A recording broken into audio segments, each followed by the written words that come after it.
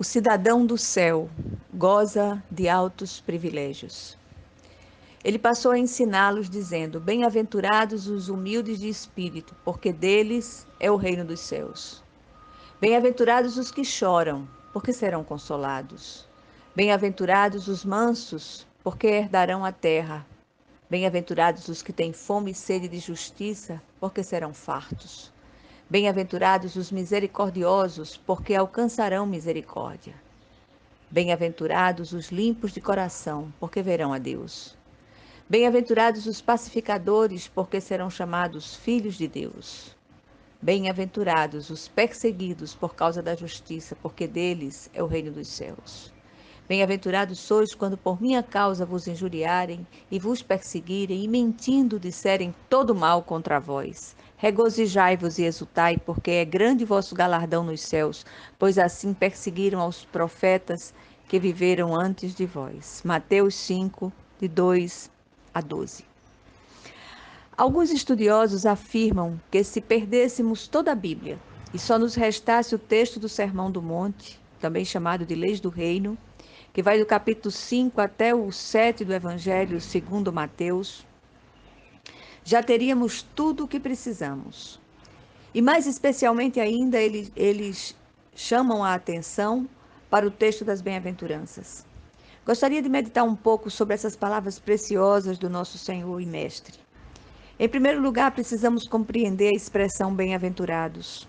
Embora muitos a traduzam como simplesmente felizes, uma tradução mais acurada aponta para alguém que goza de altos privilégios. Confesso que prefiro a segunda tradução, ela é mais abrangente. Pois todo que goza de altos privilégios é também feliz, sobretudo em se tratando de privilégios espirituais. Aqui percebemos que o critério de Cristo é frontalmente contrário ao do mundo. O Senhor traça aqui o perfil do cidadão do céu, mencionado pelo salmista no Salmo 15. Ele começa afirmando que bem-aventurados são os humildes de espírito, pois deles é o reino dos céus. Que tipo de humildade é essa mencionada aqui? São os que se humilham diante do Senhor, os que a si mesmo não se exaltam, não chamando para si os aplausos e os méritos. Esses entendem que tudo que são, têm e sabem vem do Senhor, e só a Ele dão glória e honra.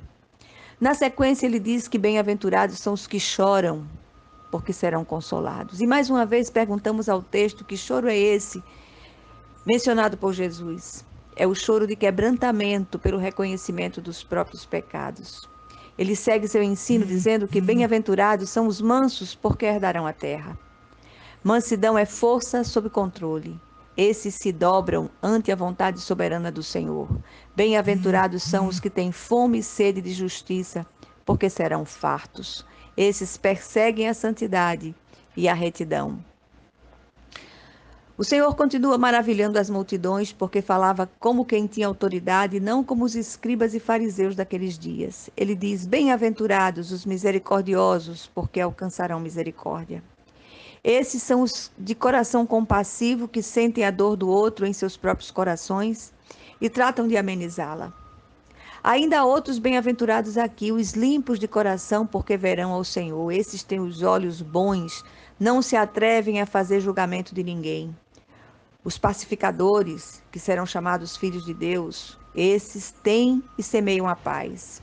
São os que tiram por menos e nunca botam lenha nas fogueiras, nem acirram contendas. E finalmente,